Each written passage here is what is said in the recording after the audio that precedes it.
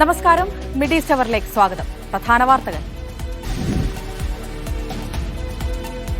ഗസയിലെ പട്ടിണി അകറ്റാൻ സഹായഹസ്തവുമായി UAE. തുടർച്ചയായ രണ്ടാം ദിനത്തിലും മരുന്നും ഭക്ഷണവും എയർ ഡ്രോപ്പ് ചെയ്തു. സഹായ ദൌത്യത്തിന് ഗസയിലേക്ക് പറന്നത് 193 വിമാനങ്ങൾ. നന്മയുടെ പക്ഷികൾ എന്ന് പേരിട്ട ദൌത്യം ജോർദന്റെ സഹകരണത്തോടെ. പഴകിയ പാചക എണ്ണ ബയോഡീസലാക്കി മാറ്റാൻ ദുബൈ. ഉപയോഗശൂന്യമായ ഗ്രീസ്, കൊഴുപ്പുകൾ എന്നിവയും ശേഖരിക്കും. റെസ്റ്റോറന്റുകളിലെയും വീടുകളിലെയും ഉപയോഗിച്ച പാചക എണ്ണ ഊവുചാലുകളിലേക്ക് ഒഴുക്കുന്നത് മൂലമുള്ള പരിസ്ഥിതി പ്രശ്നത്തിന് പരിഹാരം പ്രധാന ലക്ഷ്യം. ദുബൈ മുനിസിപ്പാലിറ്റി പദ്ധതി നടപ്പിലാക്കുന്നത് ബയോടെക്നോളജി എന്ന സ്ഥാപനവുമായി കൈകോർത്ത്. ഇ-കൊമേഴ്സ് മേഖലയിൽ ഖത്തറിന്റെ കുതിപ്പ്. ഒരു വർഷത്തിനിടെ മാത്രം വളർച്ച 15%. കണക്കുകൾ പ്രസിദ്ധീകരിച്ചത് ഖത്തർ സെൻട്രൽ ബാങ്ക്.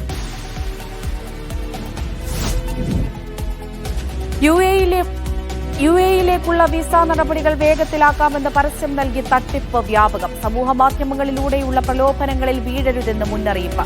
ജാഗ്രതാ നിർദ്ദേശം നൽകിയത് UAE federal authority for identity and citizenship. സൗദിയിൽ കാലാവധി തീർന്ന സന്ദർശക വിസയിൽ തങ്ങുന്നവർക്ക് ആശ്വാസം. രാജ്യം വിടാൻ അനുവദിച്ച സമയപരിധി ആഗസ്റ്റ് 26 വരെ നീട്ടി. ഫീസും പിഴയും അടച്ചാൽ നിയമാനുസൃതമായി രാജ്യം വിടാൻ അവസരം. ബഹ്റൈനിൽ അനധികൃത താമസക്കാരെ കണ്ടെത്താൻ തിരച്ചിൽ തുടരുന്നു.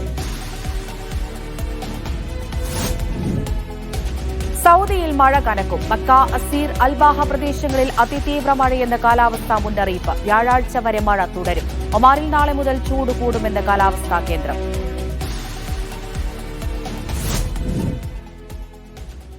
തുടർച്ചയായ രണ്ടാം ദിവസവും ഗസയ്ക്കായി ആകാശത്ത് നിന്ന് ദുരിതാശ്വാസ വസ്തുക്കൾ വർഷിച്ച UAE വിമാനങ്ങൾ. 193 വിമാനങ്ങളിൽ കഴിഞ്ഞ ദിവസം ദുരിതാശ്വാസ സാമഗ്രികൾ എയർ ഡ്രോപ്പ് ചെയ്തു.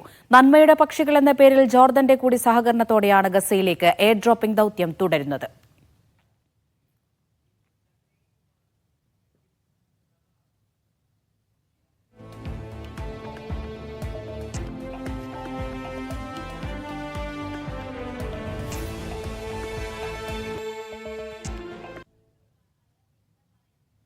റെസ്റ്റോറന്റുകളിലും മറ്റും ഉപയോഗിച്ച പാചക എണ്ണ ബയോഡീസലാക്കി മാറ്റുന്ന പദ്ധതിയുമായി ദുബൈ മുനിസിപ്പാലിറ്റി. ബയോടെക്നോളജി എന്ന സ്ഥാപനവുമായി കൈകോർത്താണ് പദ്ധതി നടപ്പിലാക്കുക. ഇത് സംബന്ധിച്ച ധാരണാപത്രത്തിൽ ദുബൈ മുനിസിപ്പാലിറ്റി ഒപ്പുവച്ചു. ദുബൈയിലെ വീടുകളിൽ നിന്നും റെസ്റ്റോറന്റുകളിൽ നിന്നും ഉപയോഗിച്ച പാചക എണ്ണ, ഗ്രീസ്, കൊഴുപ്പുകൾ എന്നിവ ശേഖരിക്കാൻ പദ്ധതിയുടെ ഭാഗമായി സംവിധാനമൊരുക്കിയിട്ടുണ്ട്.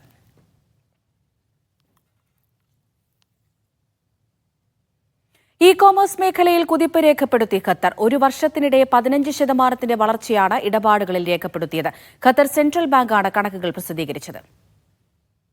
ഇ-കൊമേഴ്സ് പോയിന്റ് ഓഫ് സെയിൽ അഥവാ POS വഴി കഴിഞ്ഞ ഒരു വർഷത്തിനിടെ 12.93 ബില്യൺ റിയാലിന്റെ ഇടപാടുകളാണ് ഖത്തറിൽ നടന്നത്. മുൻവർഷത്തെ അപേക്ഷിച്ച് 14.95% വർധന. ഇതിൽ POS വഴി 8.6 ബില്യണിന്റെയും ഇ-കൊമേഴ്സ് വഴി 4.2 ബില്യണിന്റെയും ഇടപാടുകൾ നടന്നു. ഇൻസ്റ്റന്റ് പേയ്മെന്റ് സേവനമായ ഫൗറാൻ വഴി 3 ബില്യൺ റിയാലിന്റെ ഇടപാട് നടന്നതായും സെൻട്രൽ ബാങ്ക് അറിയിച്ചു. സമീപകാലത്ത് രാജ്യത്തെ ഇ-കൊമേഴ്സ് മേഖല ആരോഗ്യകരമായ വളർച്ച കൈവരിച്ചതായി സെൻട്രൽ ബാങ്ക് റിപ്പോർട്ടിൽ പറയുന്നു. 3 വർഷത്തിനിടെ വാർഷിക വളർച്ചാ നിരക്ക് 9.4% ലക്ഷ്യമെന്നും ബാങ്ക് വ്യക്തമാക്കി. ഏറ്റവും പുതുതായി അവതരിപ്പിച്ച ഫൗറാൻ പേയ്മെന്റ് സർവീസിൽ 30 ലക്ഷത്തിലേറെ അക്കൗണ്ടുകൾ രജിസ്റ്റർ ചെയ്തിട്ടുണ്ട്.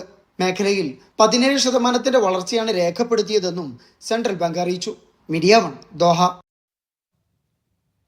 UAEയിലേക്കുള്ള വിസ നടപടികൾ വേഗത്തിലാക്കാമെന്ന് പരസ്യം ചെയ്ത് കബളിപ്പിക്കുന്ന സോഷ്യൽ മീഡിയ അക്കൌണ്ടുകൾക്കെതിരെ ജാഗ്രത വേണമെന്ന മുന്നറിയിപ്പ്. UAE federal authority for identity and സിറ്റിസൺഷിപ്പാണ് ഇത് സംബന്ധിച്ച ജാഗ്രതാ നിർദ്ദേശം പുറപ്പെടുവിച്ചത്. അതിവേഗത്തിൽ വിസ ലഭിക്കുമെന്നും നടപടിക്രമങ്ങൾ വെട്ടിക്കുറയ്ക്കാമെന്നും വാഗ്ദാനം ചെയ്യുന്ന സോഷ്യൽ മീഡിയ പരസ്യങ്ങൾക്കെതിരെയാണ് UAE ICPയുടെ മുന്നറിയിപ്പ്. ഇത്തരം പരസ്യങ്ങളിൽ പറയുന്ന വെബ്സൈറ്റ് വഴി വിസയ്ക്ക് അപേക്ഷിച്ച് വഞ്ചിതരാകരുതെന്നും ICP ചൂണ്ടിക്കാട്ടി. വലിയ ഫീസ് ഈടാക്കിയാണ് വിസ നടപടികൾ എളുപ്പമാക്കാമെന്ന് തട്ടിപ്പുകാർ വാഗ്ദാനം ചെയ്യുന്നത്. ഒരു സ്ഥാപനത്തിനും UAE അധികൃതർ ഇത്തരത്തിൽ നടപടികൾ ലഘൂകരിക്കാൻ പ്രത്യേക അനുമതി നൽകിയിട്ടില്ല. ICPയുടെ തന്നെ ഔദ്യോഗിക വെബ്സൈറ്റ്, മൊബൈൽ ആപ്ലിക്കേഷൻ, ഔദ്യോഗിക സേവന കേന്ദ്രങ്ങൾ, ടൈപ്പിംഗ് സെന്ററുകൾ എന്നിവ വഴി ലളിതമായ നടപടിക്രമങ്ങളിലൂടെയാണ് UAE വിസയ്ക്ക് അപേക്ഷിക്കേണ്ടത്. ഇതിനേക്കാൾ എളുപ്പമുള്ള മാർഗങ്ങൾ നിർദ്ദേശിച്ചുള്ള പരസ്യങ്ങൾ പണം തട്ടിയെടുക്കാനുള്ള തട്ടിപ്പാണെന്ന് ICP വ്യക്തമാക്കി. ഇത്തരം വ്യാജ പരസ്യങ്ങൾക്കെതിരെ നടപടി സ്വീകരിക്കുമെന്നും അധികൃതർ അറിയിച്ചു. Media 1 Abu Dhabi. സൗദിയിൽ കാലാവധി തീർന്ന സന്ദർശക വിസയിൽ തങ്ങുന്നവർക്ക് രാജ്യം വിടാൻ അനുവദിച്ചിരുന്ന സമയപരിധി നീട്ടി. ആഗസ്റ്റ് 26 വരെയാണ് പുതിയ സമയപരിധി. ഫീസും പിഴകളും അടച്ചാൽ നിയമാനുസൃതമായി രാജ്യം വിടാൻ അവസരമൊരുക്കുന്നതാണ് പദ്ധതി. ജൂലൈ 27 വരെയുള്ള ഒരു മാസത്തെ ഇളവാണ് കാലാവധി തീർന്ന സന്ദർശക വിസക്കാർക്ക് നൽകിയിരുന്നത്. ഇത് അവസാനിച്ചതോടെ 30 ദിവസത്തേക്ക് കൂടി സമയം അനുവദിച്ചാണ് പാസ്പോർട്ട് വിഭാഗത്തിന്റെ പുതിയ പ്രഖ്യാപനം. ബിസിനസ് വിസിറ്റ്, ഫാമിലി വിസിറ്റ് തുടങ്ങി മുഴുവൻ സന്ദർശക വിസകൾക്കും ഇളവ് ഉപയോഗപ്പെടുത്താനാവും. ഫീസും പിഴകളും സദാത് വഴി അടച്ച ശേഷം അബ്ഷിർ പ്ലാറ്റ്ഫോമിലെ തവാസുൽ സേവനം ഉപയോഗപ്പെടുത്തി അപേക്ഷ സമർപ്പിക്കണം. ഇതുവഴി വിസ ദീർഘിപ്പിക്കാനും പദവി ശരിയാക്കി നിയമാനുസൃതമായി രാജ്യം വിടാനുള്ള അവസരമൊരുക്കുകയാണ് ലക്ഷ്യം. വിസ കാലാവധി അവസാനിച്ച് രാജ്യത്ത് തങ്ങുന്നവർക്കും ഇവരെ കൊണ്ടുവന്നവർക്കും ഏറെ ആശ്വാസകരമാണ് പുതിയ പ്രഖ്യാപനം. Sabith Saleem, media 1, Jeddah. ബഹ്റൈനിൽ അനധികൃത താമസക്കാരെയും നിയമവിരുദ്ധമായി ജോലി ചെയ്യുന്നവരെയും കണ്ടെത്തുന്നതിനായുള്ള പരിശോധനകൾ തുടരുന്നു. നിയമം ലംഘിച്ചതായി കണ്ടെത്തിയ 120 പ്രവാസികളെ ബഹ്റൈനിൽ നിന്ന് കഴിഞ്ഞ ഒരാഴ്ചക്കകം നാടുകടത്തി. ബഹ്റൈനിൽ തൊഴിൽ താമസ നിയമലംഘനം സംബന്ധിച്ച് കഴിഞ്ഞ ഒരാഴ്ചക്കാലത്ത് 1396 പരിശോധനകൾ നടത്തിയതായി labour market regulatory authority LMRA അറിയിച്ചു. നിയമലംഘനം നടത്തിയ നിരവധി പ്രവാസികളെ പിടികൂടുകയും 120 അനധികൃത വിദേശ തൊഴിലാളികളെ നാടുകടത്തുകയും ചെയ്തു. വിവിധ ഗവർണറേറ്റുകളിൽ നടന്ന പരിശോധനകളോടൊപ്പം 14 സംയുക്ത പരിശോധനാ ക്യാമ്പയിനുകളും നടന്നു.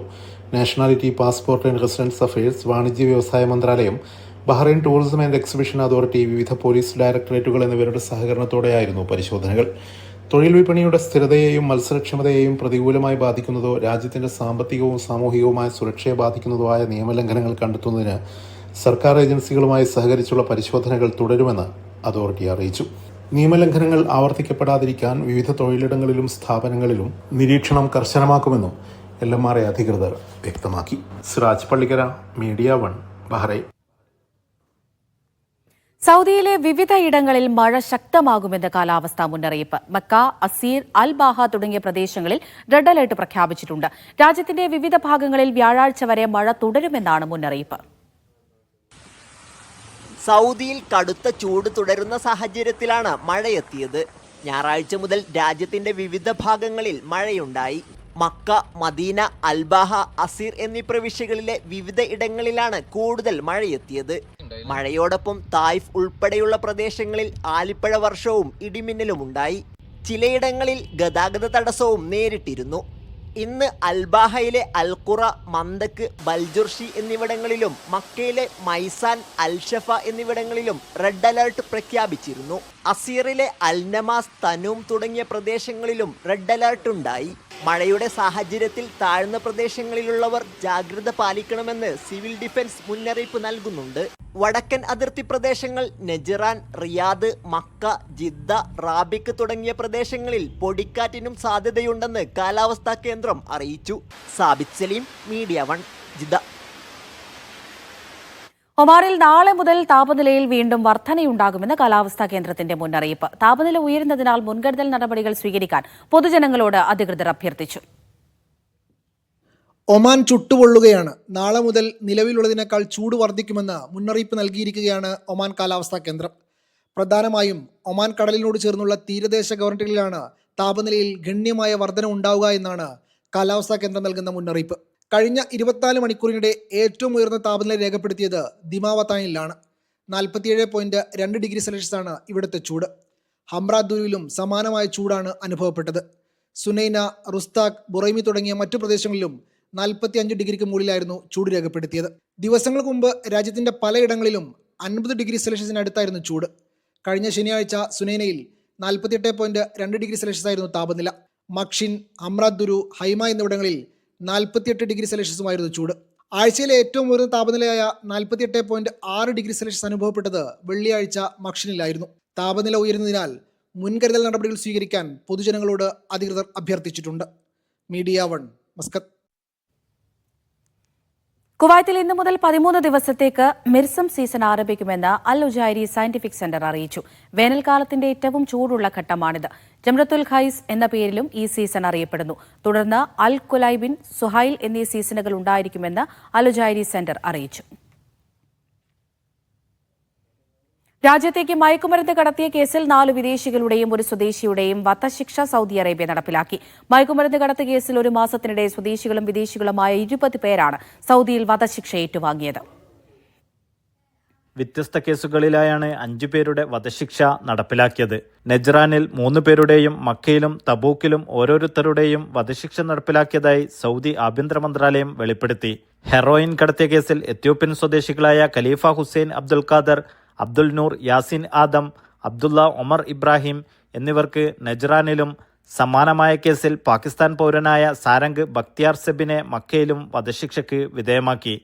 മറ്റൊരു കേസിൽ ആംഫിറ്റാമിൻ ഗുളികകൾ കടത്തിയ കേസിൽ സൗദി പൗരനായ Ahmed bin Mohaisin bin Hussain al റഷന്ദിയെ തബൂക്കിലും വധശിക്ഷയ്ക്ക് വിധേയമാക്കി. കേസിന്റെ തുടക്കത്തിൽ തന്നെ പിടിയിലായ പ്രതികൾക്ക് കീഴ്ക്കോടതി വധശിക്ഷ വിധിച്ചിരുന്നു. ഇത് പിന്നീട് അപ്പീൽ കോടതിയും സുപ്രീം കോടതിയും ശരിവെച്ചതോടെയാണ് ശിക്ഷ നടപ്പിലാക്കിയത്. സമാനമായ കേസിൽ ഒരു മാസത്തിനിടെ 20-ലേറെ സ്വദേശികളും വിദേശികളുമായ പ്രതികൾക്കാണ് വധശിക്ഷ ഏറ്റുവാങ്ങേണ്ടി വന്നത്. ശിക്ഷ രാജ്യത്തേക്ക് ലഹരി എത്തിക്കുന്നവർക്കും വിൽപ്പന നടത്തുന്നവർക്കും ഉപയോഗിക്കുന്നവർക്കുമുള്ള കടുത്ത മുന്നറിയിപ്പാണെന്ന് ആഭ്യന്തര മന്ത്രാലയം ആവർത്തിച്ച് വ്യക്തമാക്കി. Naushad റിക്കൂർ, media 1, Dammam. സൗദിയിൽ ഓൺലൈൻ ടാക്സി ആപ്പുകൾ ഉപയോഗിച്ചുള്ള യാത്രകളുടെ എണ്ണത്തിൽ വർധന. 3 കോടിയിലധികം യാത്രകൾ നടന്നു എന്നാണ് കണക്ക്. ഏറ്റവും കൂടുതൽ യാത്രകൾ പൂർത്തിയാക്കിയത് റിയാദിലാണ്. ഓൺലൈൻ റൈഡിംഗ് ആപ്പുകൾ ഉപയോഗിച്ചുള്ള യാത്രകളുടെ എണ്ണത്തിലാണ് വർധന. ഇത്തരം ആപ്പുകൾ ഉപയോഗിച്ച് 3.2 കോടി യാത്രകൾ പൂർത്തിയാക്കിയെന്നാണ് കണക്ക്. ഏപ്രിൽ മുതൽ ജൂൺ വരെയുള്ള കാലയളവിനെ അടിസ്ഥാനമാക്കിയുള്ളതാണ് കണക്ക്. ട്രാൻസ്പോർട്ട് ജനറൽ അതോറിറ്റിയാണ് കണക്കുകൾ പുറത്തുവിട്ടത്. കഴിഞ്ഞ വർഷത്തെ അപേക്ഷിച്ച് യാത്രകളുടെ എണ്ണത്തിൽ 104%-ന്റേതാണ് വർധന. റൈഡിംഗ് ടാക്സി ആപ്പുകളുടെ എണ്ണത്തിലും വർധനവുണ്ടായെന്നാണ് കണക്കുകൾ സൂചിപ്പിക്കുന്നത്. 87%-ന്റേതാണ് വർധന. നിലവിൽ 15,300 ഇത്തരം പ്ലാറ്റ്ഫോമുകളാണ് സേവനം നൽകുന്നത്. 2,63,000-ലധികം ഡ്രൈവർമാരും മേഖലയിൽ പ്രവർത്തിക്കുന്നുണ്ട്. ആപ്പുകൾ ഉപയോഗിച്ചുള്ള യാത്രയിൽ റിയാദാണ് മുന്നിൽ. 41% യാത്രകളും പൂർത്തിയാക്കിയത് റിയാദിലാണ്. മക്ക, കിഴക്കൻ പ്രവിശ്യ, അസീർ, മദീന തുടങ്ങിയ പ്രദേശങ്ങളാണ് തൊട്ടുപിറകിൽ. മേഖലയിലെ സേവനം വികസിപ്പിക്കുന്നതിന്റെ ഭാഗമായി നിരവധി പദ്ധതികളാണ് നടപ്പാക്കിയത്. അനധികൃത സേവനങ്ങൾ കണ്ടെത്താനായി പരിശോധനകളും നിലവിൽ ശക്തമാണ്. Mishal Cherpulassery, media 1, Riyadh. Dubai കിരീടാവകാശി ഷെയ്ഖ് ഹംദാന് UAE സായുധ സേനയിൽ ലഫ്റ്റനന്റ് ജനറലായി സ്ഥാനക്കയറ്റം. UAE പ്രതിരോധ മന്ത്രിയും ഉപപ്രധാനമന്ത്രിയുമായി ചുമതലയേറ്റ് 1 വർഷം തികയുമ്പോഴാണ് പ്രഖ്യാപനം. സായുധ സേനയുടെ സുപ്രീം കമാൻഡർ കൂടിയായ UAE പ്രസിഡന്റാണ് സ്ഥാനക്കയറ്റത്തിന് ഉത്തരവിട്ടത്.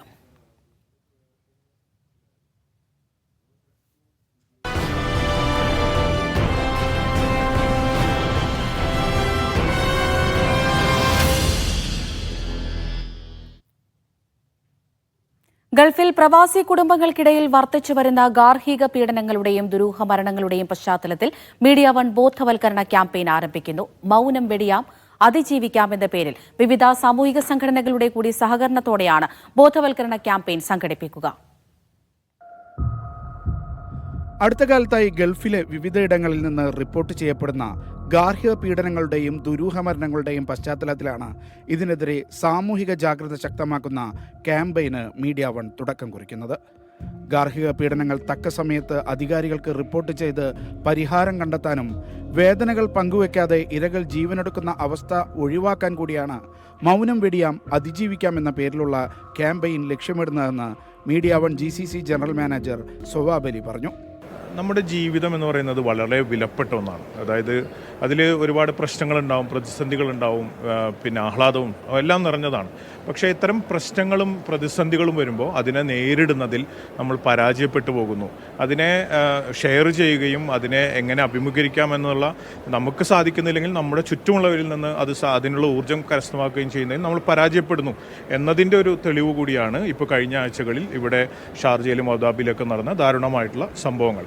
അത്തരം ദാരുണമായ മരണങ്ങളെ, അത്തരം സംഗതികളെ ആവർത്തിക്കാതിരിക്കാൻ കുടുംബത്തിലുള്ള വിഷയങ്ങൾ, അത് ഗാർഹിക പീഡനമാകാം, സാമ്പത്തികമാകാം, അല്ലാത്ത സോഷ്യലുമായി ബന്ധപ്പെട്ടതാകാം, കുട്ടികളുമായി ബന്ധപ്പെട്ടാകാം, എന്തോ ആയിക്കോട്ടെ, അത് തുറന്നു പറയുകയും അതിന് പരിഹാരം കാണുകയും ചെയ്യുക എന്നതാണ്. മൗനമാണ് നിങ്ങൾ വെടിയേണ്ടത്, അല്ലാതെ നിങ്ങളുടെ ജീവിതത്തെ വെടിഞ്ഞുകൊണ്ടല്ല നിങ്ങൾ ഇതിനെ നേരിടേണ്ടത് എന്നുള്ളതാണ് നമ്മളൊരു ക്യാമ്പയിൻ മുൻനിർത്തുന്നത്.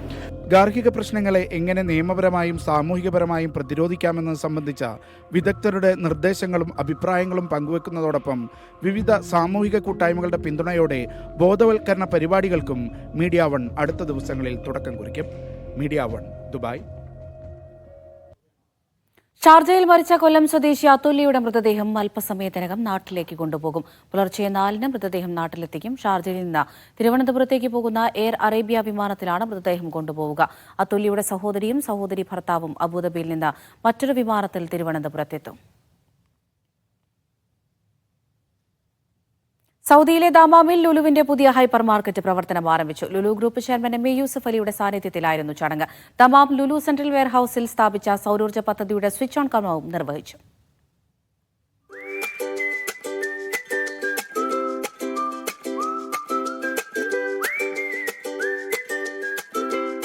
സൗദി അറേബ്യയിൽ റീറ്റെയിൽ സാന്നിധ്യം വിപുലമാക്കി ദമാം അൽ ഒറൂബയിൽ പുതിയ ലുലു ഹൈപ്പർ മാർക്കറ്റ് പ്രവർത്തനം ആരംഭിച്ചു. Lulu group chairman MA Yusuff അലിയുടെ സാന്നിധ്യത്തിൽ വെസ്റ്റ് ദമാം മുനിസിപ്പാലിറ്റി മേധാവി engineer Fayez Al Asmari, Albir association general secretary engineer Ibrahim Abu Abha എന്നിവർ ചേർന്ന് ഹൈപ്പർ മാർക്കറ്റിന്റെ ഉദ്ഘാടനം നിർവഹിച്ചു. സൗദി അറേബ്യയുടെ വിഷൻ 2030 കരുത്തേകുന്നതാണ് ലുലുവിന്റെ സാന്നിധ്യമെന്നും മികച്ച തൊഴിലവസരവും പ്രാദേശിക വികസനവുമാണ് യാഥാർത്ഥ്യമാക്കുന്നതെന്നും Lulu group chairman MA Yusuff Ali പറഞ്ഞു. കൂടുതൽ ലുലു സ്റ്റോറുകൾ സൗദി അറേബ്യയിൽ തുറക്കുമെന്നും അദ്ദേഹം വ്യക്തമാക്കി. ഇത് 69ാമത്തെ ഞങ്ങളുടെ പ്രൊജക്റ്റാണ്. സൗദി അറേബ്യയിൽ ഞങ്ങളുടെ 259 in GCC plus Aramco commissaries 18 and NEOM 2. See another 15 projects on pipeline. ഞങ്ങൾ പ്രൊജക്റ്റ് നടന്നുകൊണ്ടിരിക്കുകയാണ്. ഞങ്ങൾ ലീഡർഷിപ്പിനോട് 2030 വിഷനിൽ ഞങ്ങൾ 100 ഹൈപ്പർ മാർക്കറ്റ് അയക്കുമെന്ന് പറഞ്ഞു. ഇത് 69ആണ്. ഞങ്ങൾ ഹാർഡ് വർക്ക് ചെയ്യുകയാണ്. 69 ആകുമ്പോഴേക്കും 100 പറ്റുമോ?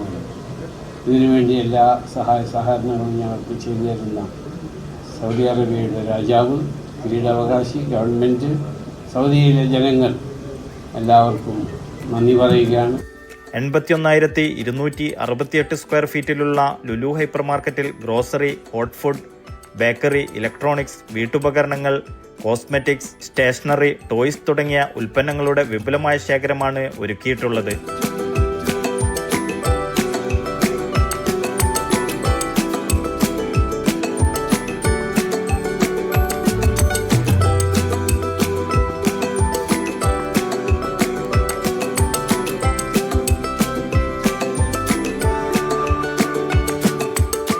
ഉദ്ഘാടനത്തോടനുബന്ധിച്ച് പ്രത്യേക വിലക്കിഴിവും ലഭ്യമാണ്.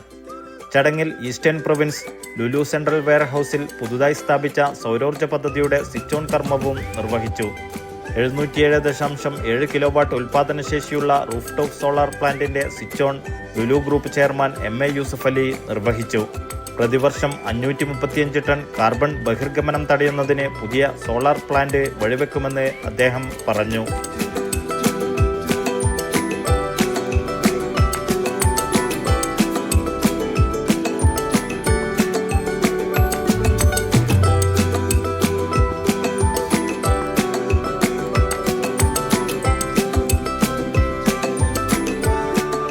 Media one, Dammam. സൗദിയിൽ വ്യാവസായിക സ്ഥാപനങ്ങളുടെ എണ്ണത്തിൽ വർധന രേഖപ്പെടുത്തി. ജൂണിൽ 83 വ്യാവസായിക ശാലകളാണ് രാജ്യത്ത് പുതുതായി എത്തിയത്. 950 ദശലക്ഷം റിയാൽ നിക്ഷേപം പ്രതീക്ഷിക്കുന്നതാണ് പുതിയ സംരംഭങ്ങൾ.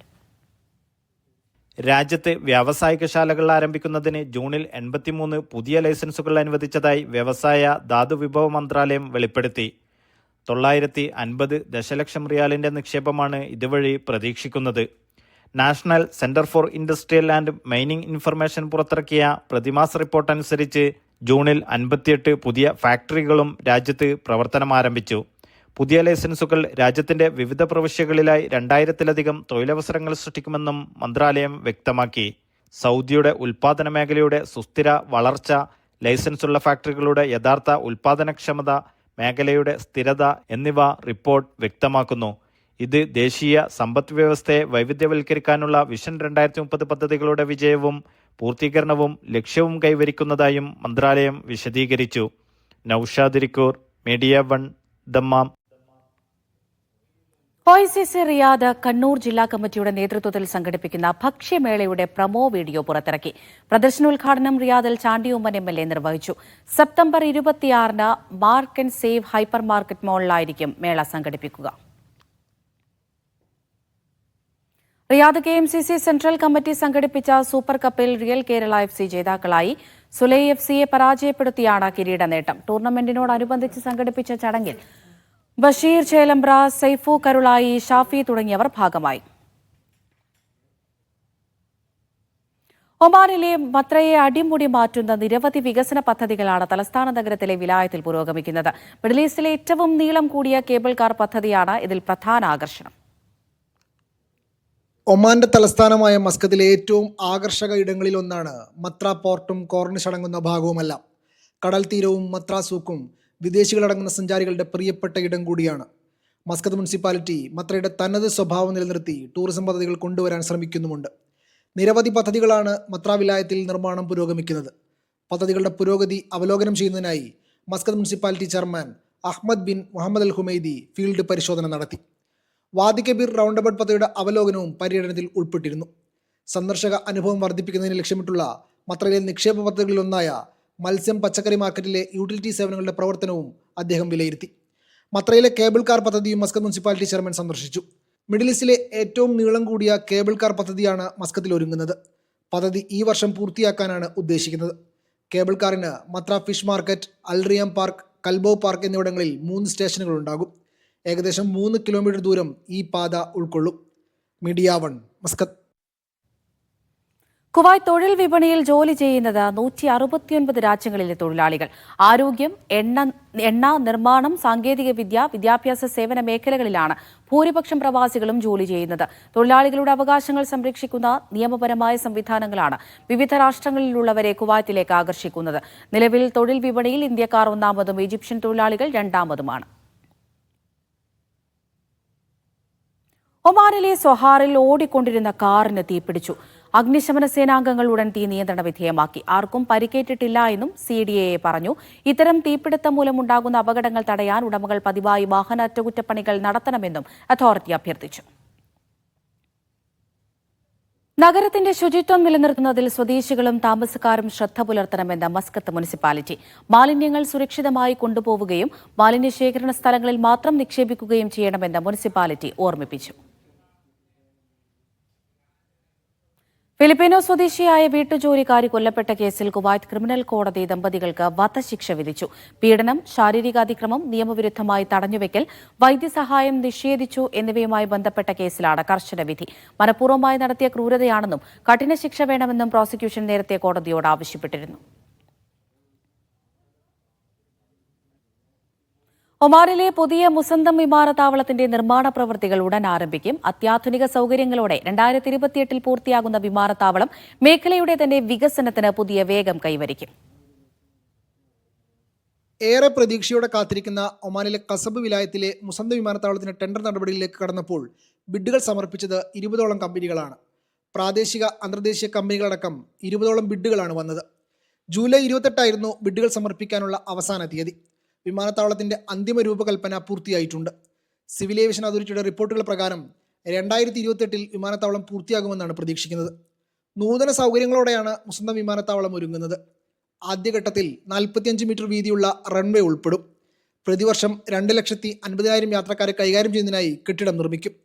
കൂടാതെ air traffic control tower, taxi വേകൾ, മറൈൻ റെസ്ക്യൂ സ്റ്റേഷൻ, വിമാനങ്ങൾക്കുള്ള പാർക്കിംഗ് സ്ഥലങ്ങൾ എന്നിവ നിർമ്മിക്കും. രണ്ടാം ഘട്ടത്തിൽ റൺവേ 3300 മീറ്ററായി വികസിപ്പിക്കും. കൂടാതെ ടാക്സി വേകളുടെയും വിമാന പാർക്കിംഗ് സ്ഥലങ്ങളുടെയും എണ്ണം വർദ്ധിപ്പിക്കും. മുസന്തമിലെ വികസനങ്ങൾ നേരിട്ടറിയുന്നതിനായി നേരത്തെ ഒമാൻ സുൽത്താൻ ഹൈത്തം ബിൻ താരിഖ് ഗവർണറെ സന്ദർശിച്ചിരുന്നു. മുസന്തമിലെ ഷെയ്ഖുമാരുമായും പൗരപ്രമുഖരുമായും കൂടിക്കാഴ്ച നടത്തുകയും ആവശ്യങ്ങളും നിർദ്ദേശങ്ങളും അദ്ദേഹം ചോദിച്ചറിയുകയും ചെയ്തിരുന്നു. Media 1 Muscat. SNDP Oman union Apollo ഹോസ്പിറ്റൽസുമായി ചേർന്ന് രക്തദാന ക്യാമ്പ് സംഘടിപ്പിച്ചു. അൽഹൈലിൽ നടന്ന ക്യാമ്പിൽ 70ഓളം പേർ രക്തം നൽകി. SNDP ഒമാൻ യൂണിയന്റെ വിവിധ ശാഖകളിൽ നിന്നുള്ള അംഗങ്ങളും സ്വദേശികളും അടക്കം നിരവധി പേർ പങ്കെടുത്തു. L Rajendran, convener G Rajesh, TS Vasanthakumar തുടങ്ങിയവർ ക്യാമ്പിന് നേതൃത്വം നൽകി. കുവൈത്തിൽ തൊഴിൽ നിയമങ്ങൾ ലംഘിക്കുന്നവർക്കെതിരെ ശക്തമായ നടപടികളുമായി ആഭ്യന്തര മന്ത്രാലയം. ഈ വർഷം ജനുവരി മുതൽ ജൂൺ വരെ 19,000-ത്തിലധികം പ്രവാസികളെ സുരക്ഷാ വിഭാഗം രാജ്യത്ത് നിന്ന് നാടുകടത്തിയതായി അധികൃതർ അറിയിച്ചു.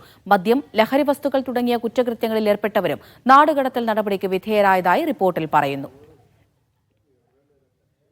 കുവൈത്തിൽ അമിത വേഗതയ്ക്കെതിരെ റഡാർ പരിശോധനയിൽ 118 നിയമലംഘനങ്ങൾ പിടികൂടി.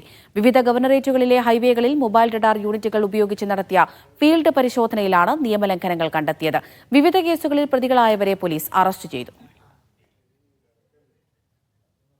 കുവൈത്തിലെ ഇന്ത്യൻ എംബസി സംഘടിപ്പിക്കുന്ന ഓപ്പൺ ഹൌസ് വ്യാഴാഴ്ച. കുവൈത്ത് സിറ്റിയിലെ BLS സെന്ററിലാണ് ഇന്ത്യൻ പ്രവാസികൾക്കായി ഓപ്പൺ ഹൌസ് നടത്തുന്നത്. വൈകിട്ട് 4-നാണ് പരിപാടി. 3 മണി മുതൽ രജിസ്റ്റർ ചെയ്യാം. ഒമാനിൽ വിസ കാലാവധി കഴിഞ്ഞ പ്രവാസികൾക്ക് പിഴകളില്ലാതെ കരാർ പുതുക്കാനുള്ള സമയപരിധി ജൂലൈ 31 നിന്ന് ഡിസംബർ 31 വരെ നീട്ടി. ഗുണഭോക്താക്കൾക്ക് നിയമം പാലിക്കുന്നതിന് കൂടുതൽ അവസരം നൽകുന്നതിനായാണ് സമയപരിധി നീട്ടിയത്. വർക്ക് പെർമിറ്റ് പുതുക്കാത്തവർക്ക് പിഴകൾ കൂടാതെ കരാർ റദ്ദാക്കി രാജ്യം വിടാമെന്നും തൊഴിൽ മന്ത്രാലയം പറയുന്നു. നടപടികൾ പൂർത്തിയാക്കാൻ കൂടുതൽ സമയം ആവശ്യപ്പെട്ടതനുസരിച്ചാണ് തൊഴിൽ സ്റ്റാറ്റസ് ശരിയാക്കുന്നതിനുള്ള ഗ്രേസ് പീരീഡ് നീട്ടിയത്. ജൂലൈ 31 അവസാനിക്കുമെന്നാണ് നേരത്തെ തൊഴിൽ മന്ത്രാലയം അറിയിച്ചിരുന്നത്. തൊഴിൽ വിപണിയെ നിയന്ത്രിക്കുന്നതിനായി ജനുവരിയിലാണ് മന്ത്രാലയം സംരംഭത്തിന് തുടക്കമിട്ടത്. 7 വർഷത്തിൽ കൂടുതലായുള്ള പിഴകളാണ് ഒഴിവാക്കി നൽകുക.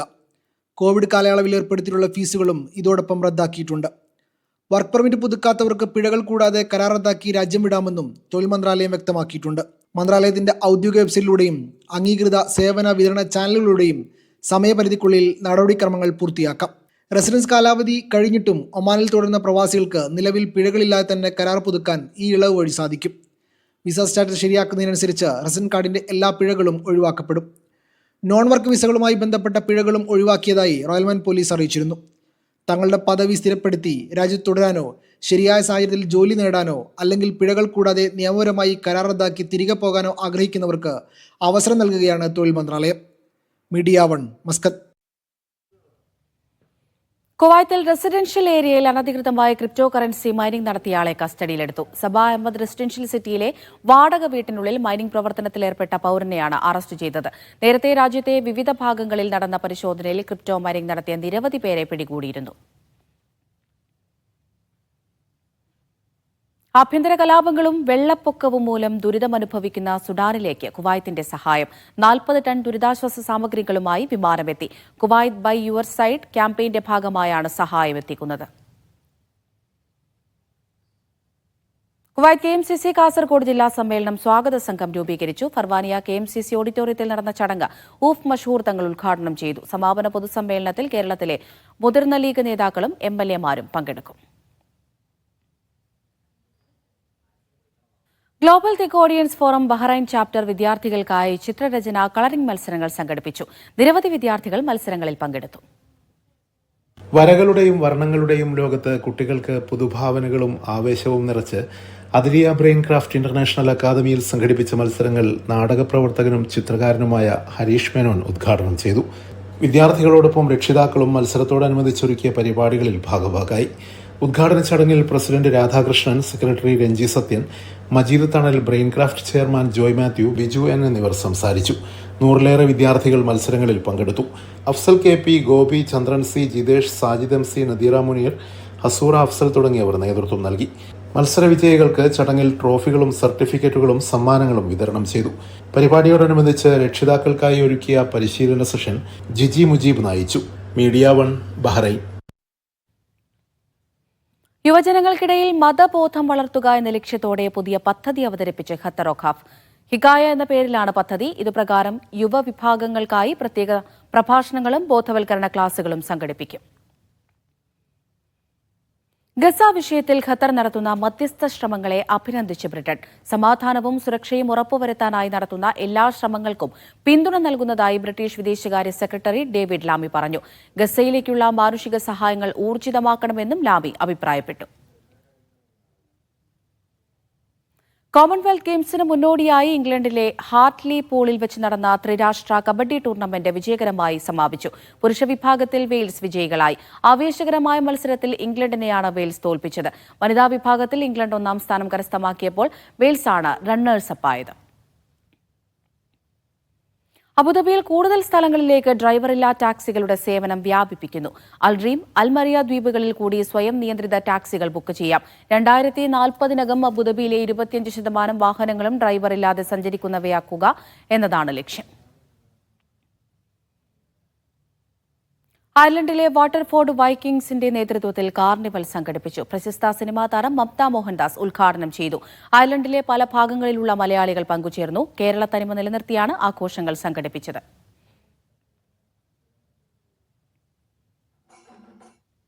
സ്വർണ്ണാഭരണ വിപണന രംഗത്തെ പ്രശസ്ത സ്ഥാപനമായ ഭീമ ജ്വല്ലേഴ്സ് സ്ഥാപക ദിനം ആഘോഷിച്ചു. സ്ഥാപകനായ കെ ഭീമഭട്ടരുടെ 121ാമത് ജന്മദിനമാണ് ഭീമ സ്ഥാപക ദിനമായി ആഘോഷിച്ചത്.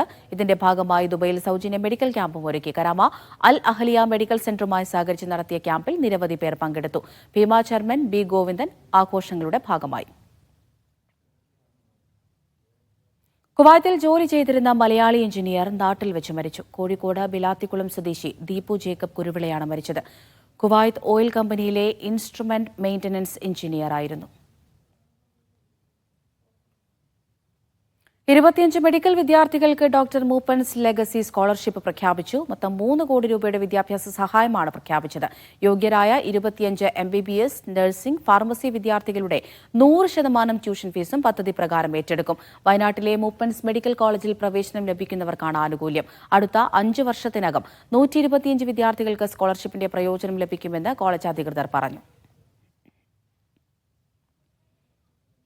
ബഹ്റൈനിൽ ഗാർഹിക തൊഴിലാളിയെ കൊണ്ട് 1 വർഷത്തോളം ശമ്പളം നൽകാതെ ജോലി ചെയ്യിപ്പിക്കുകയും പാസ്പോർട്ട് പിടിച്ചുവെക്കുകയും ചെയ്ത കേസിൽ പ്രതിയായ വനിതയ്ക്ക് തടവും പിഴയും ശിക്ഷ വിധിച്ചു കോടതി.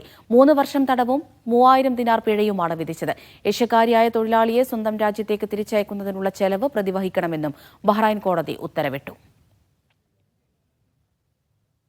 ബഹ്റൈനിലെ വൈദ്യുതി മന്ത്രാലയത്തിൽ വ്യാജ ബിരുദ സർട്ടിഫിക്കറ്റ് ഉപയോഗിച്ച് തൊഴിൽ ചെയ്ത ഏഷ്യക്കാരൻ പിടിയിൽ.